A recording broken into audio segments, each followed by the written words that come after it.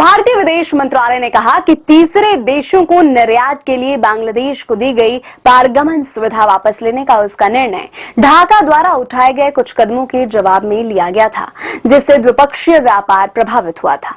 हालांकि एमईए ने ढाका द्वारा उठाए गए कदमों के बारे में विस्तृत जानकारी नहीं दी, लेकिन समझा जाता है कि बांग्लादेश की अंतरिम सरकार द्वारा भारतीय धागे के आयात पर रोक लगाने तथा 3 बंदरगाहों को बंद करने के निर्णय के कारण पारगमन सुविधा वापस ले ली गई है।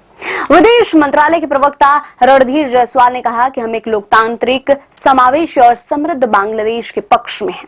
जहां तक व्यापार मुद्दों का सवाल है, पिछले सप्ताह हमने पारगमन सुविधा के संबंध में घोषणा की थी। साप्ताहिक प्रेस वार्ता के दौरान भारत बांग्लादेश व्यापार संबंधों पर पूछे गए सवालों का जवाब देते हुए जायसवाल ने कहा कि हमने यह कदम इसलिए उठाया क्योंकि हमारे बंदरगाहों और हवाई अड्डों पर भीड़ बढ़ती जा रही है।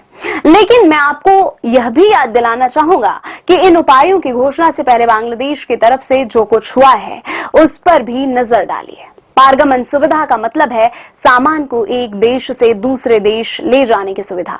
यह सुविधा सामान को एक देश से दूसरे देश में ले जाने के लिए आवश्यक दस्तावेजों और प्रक्रियाओं को सरल बनाती है, जिससे सामान को तेजी और आसानी से भेजा जा सकता है।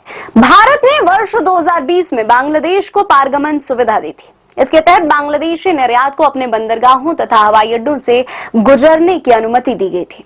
इस व्यवस्था का उद्देश्य व्यापार प्रवाह को सुव्यवस्थित करना, रसद लागत को कम करना तथा पारगमन लागत एवं समय में कटौती करके बांग्लादेश के रेडीमेड परिधान क्षेत्र को लाभ पहुंचाना था।